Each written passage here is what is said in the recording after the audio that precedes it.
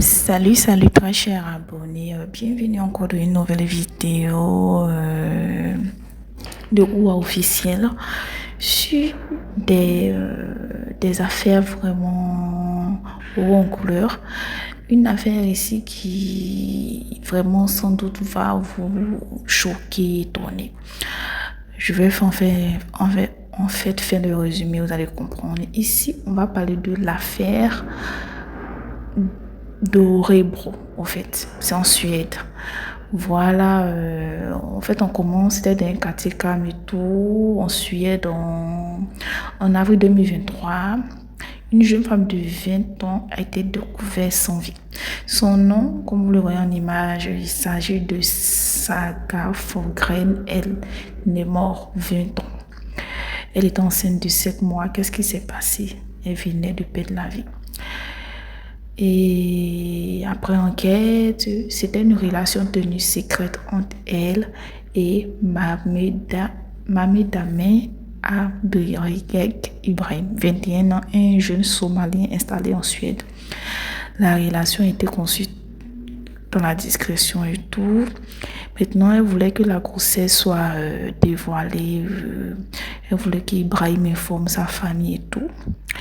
Et je crois bien qu'il n'a pas voulu, ils n'étaient pas d'accord, tout ça. Mais c'était bien avancé, 7 mois et tout. Voici ce qui s'est passé la veille du drame. Le couple discute longuement sur leur avenir. Une décision importante est prise, annonçant officiellement la relation et la grossesse à la famille du jeune. Pour Saga, c'est un soulagement. Je parle de la jeune dame.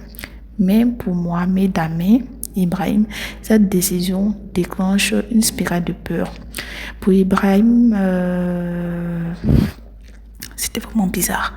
Donc, dans la soirée du 28 avril 2023, il décide d'envoyer un message à sa chérie en disant « Je suis vraiment désolée, je me sens mal à cause de tout ça, mais je ne peux pas faire ça. Je peux être là pour aider si nécessaire, mais je ne peux pas le dire à ma famille. » À ce moment-là, selon les analystes, le jeune homme est psychologiquement pris en demande, l'amour pour sa compagne et la peur de la honte familiale. Il va décider autrement. Le dernier message de Saga, la jeune dame. Dans la nuit du 28 au 29 avril 2023, Saga envoie un message à son compagnon à 0118, bébé parle-moi. Ça sera le dernier message qu'elle écrira de sa vie. Selon les enquêteurs, dans l'appartement de Saga à Örebro, en Suède, vers minuit, une dispute éclate autour de la grossesse et de la pression familiale. Et la dispute éclate. Et quand la dispute éclate, c'était vraiment... Voilà.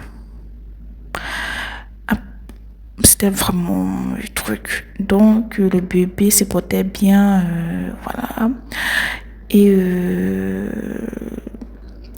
elle fut asphyxiée par strangulation par son copain et le bébé meurt dans le ventre. Deux vies s'éteignent. Quelques heures plus tard, l'inquiétude grandit. Sa famille s'inquiète. Sarah ne répond plus au message.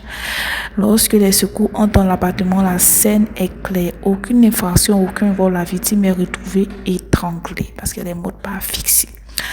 Et lors du procès en avril 2020, c'est-à-dire un an plus tard, dans la justice d'Örebro, le verdict, après plusieurs audiences, Ibrahim a été condamné, reconnu pour meurtre et tout, mais ça n'enlève pas la peine de la famille.